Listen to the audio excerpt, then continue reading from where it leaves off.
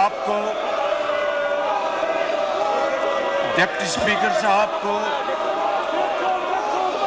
اور پورے ایوان کو دل کی گہرائیوں سے مبارکباد پیش کرتا ہوں، اور خاص طور پر میں اپنے قائد میاں محمد نواز شریف، جنہوں نے مجھے اس منصب کے لیے نامزد کیا، اور میں اپنے حلیف پارٹیز کے سربراہان جناب پریزیڈنٹ آصف علی زرداری صاحب، چیئرمین بلاول بھٹو زرداری صاحب،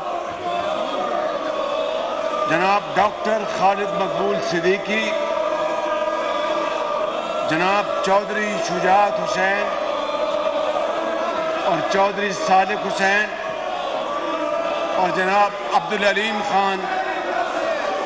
اور سردار خالد مکسی، اور ان کے تمام پارٹی اراکین کا دل کی اتھاہ گہرائیوں سے شکریہ ادا کرتا ہوں کہ جنہوں نے اپنے ووٹوں اور اپنی محبت سے مجھے آج اس ایوان کا لیڈر آف دی اپوزیشن منتخب کیا۔